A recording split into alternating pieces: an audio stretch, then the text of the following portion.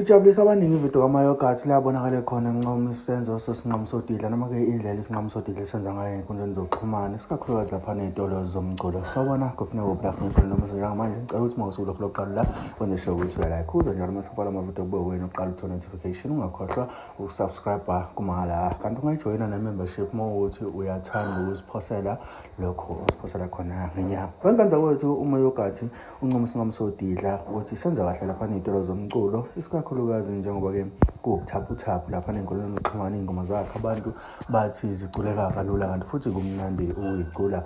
Kanti ube umayogathi esephumela obala ukuthi kwakuyisifiso sakhe vele ukuthi abaculi noma-ke abantu ababukeka nabaphila nokuba abafishane ngokukhubazeka ebebebukeka njengabantu abakhubazekile kuqaleni kwakuyisifiso sakhe ukuthi njengamanje kube khona abakwenzayo okubonakalayo. Ngaphandle kokumusha isikhathi sakhe asingene kuyona-ke ividiyo yakhe umayogathi siphinde sicaphunele iqeshana la khona-ke ku-interview khona usinqamu sodidla. I-interview kuyona ebihlabahlosile laphana-ke kwikhathi enobaba Umseli. Ngaphandle kokumusha isikhathi sakhe asingene kuyona-ke ividiyo kamayogathi bese silandela novidiyo yakhe yesinqamu sodidla ekhulumela noma echaza ukuthi yena kahle kahle ubani wakwabani.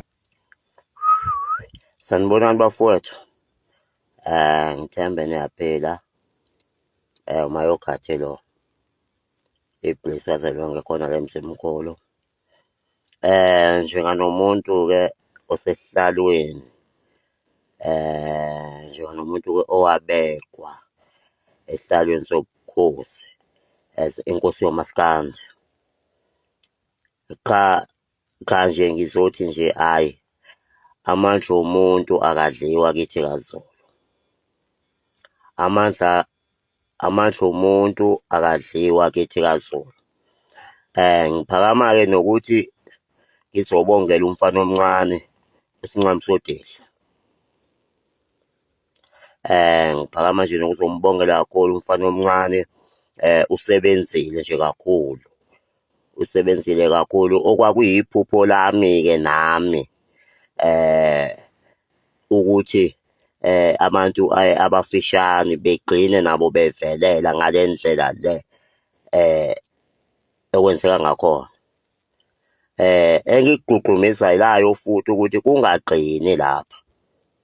Kungagcini ngayo isinqamu sodidla ngoba yona nto nami engangiyilwela ukuthi abantu abangayinyezi, abangayibukeli phansi. Lokho nako usukume nako ukuveze ebantwini abantu bazokusupport. Cha nje ngiyabonga kakhulu esizweni samabhinqa isandla sedlula ekhanda. Lokho kusho olukhulu kuthina abantu abafishane noma izincamo kusho olukhulu kuthina lokho. Njengoba nami nje engangiyinikele nami ngizolwela bona. Angingagcini-ke lapho. Sengivala nje ukuthi cha umculo manje uphethwe yithi-ke manje abantu abafishane yithi manje abantu abakhonyayo.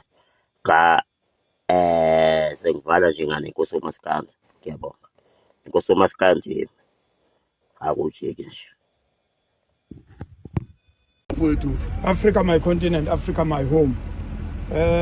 Semashopini nansi insizwe sencane so dala phela lokhozi yabona unabantu abadala nelokhozi awutshela abantu base-Afrika ubani lona?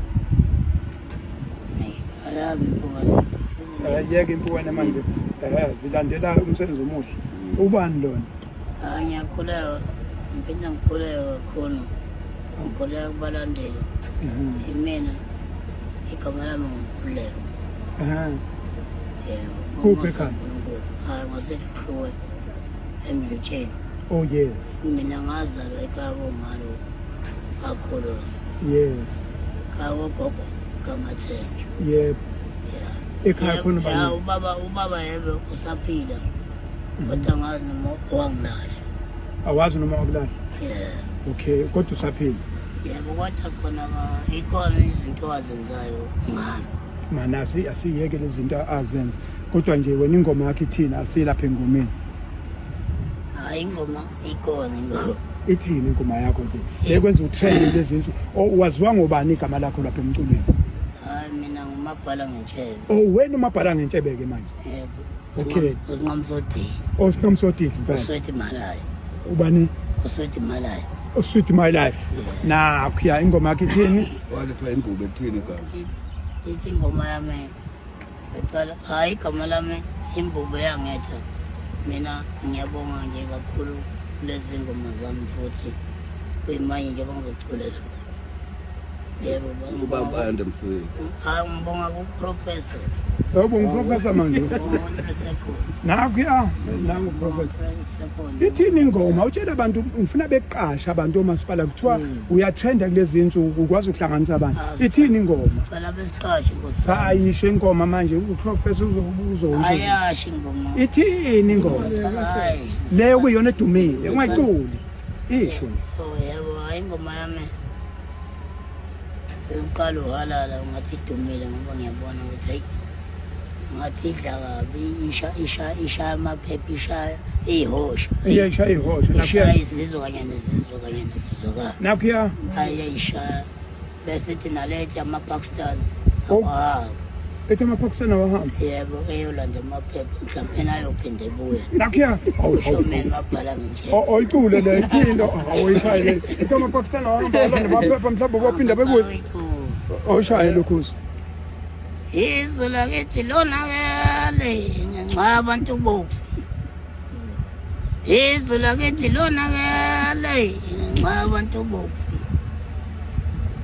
kulinga kulabantu kulana inkinga ngenxa yabantu bofu izwe lakithi lonakele ngenxa yabantu bofu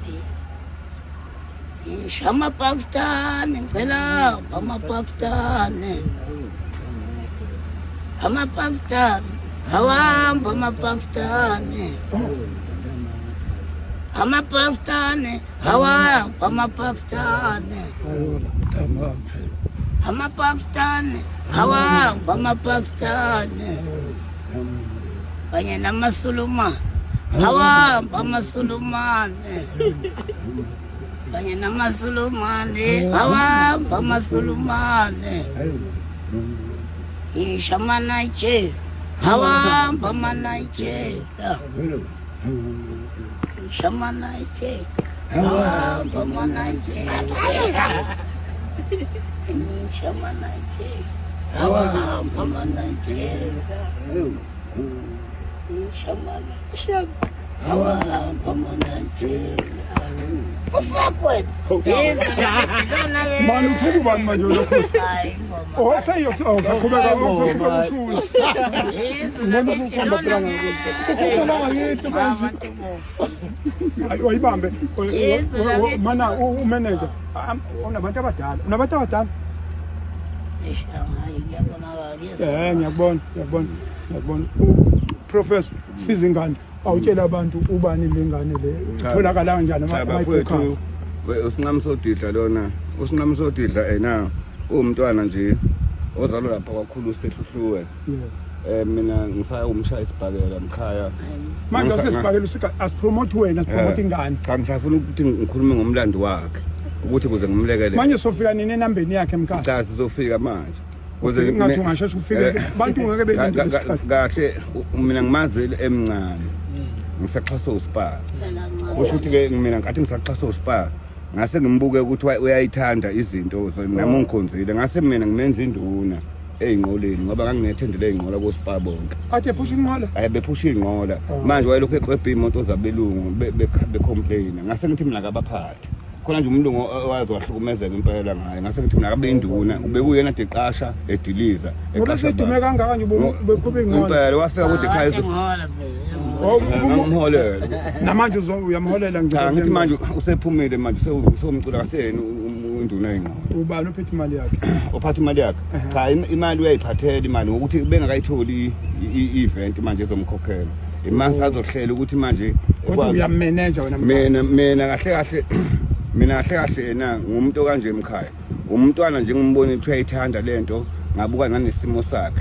Ngabe elokhu ecula kade ekhaya kimi wafika ezovula icala ethi emcimbini wayekade ubekiwe ngapha emhla ka6 wathathwa ibodyguard waliphosa ngaphandle. Ngase ngithi mina kuye cha lelo bodyguard nawuxabene ungaxabani nalo ngoba lalisemsebenzini vele mawungena emcimbini fanele ufake izinto zokungena manje yena ngokuba wayethanda igcokama akanandaba ukuthi fanele afake lento yokuthiwa uyangena ngoba yena ufuna lo muntu amthandayo kodwa ngoba kuyiqhawe wagcina libonile sekusa igcokama faka inamba phela mkhaya inamba kathi mina uyazi mkhaya uyazi into engiyifuna ngifuna inamba bekufonela beqashele ngibone ngathi uyatrenda lapho ku TikTok kunjani noma ngena ngiqhamuka yena ngithi ubani angimazi phela lezi ngane cha igama alithiwe isilo Mbijana Mbijana faka Mbijana mina ngizofaka ke Mbijana faka Mbijana yabona ukuthi ijumba faka Mbijana faka mo cha inamba phela mkhaya inamba bafowethu atholakala usinqamu is 073 32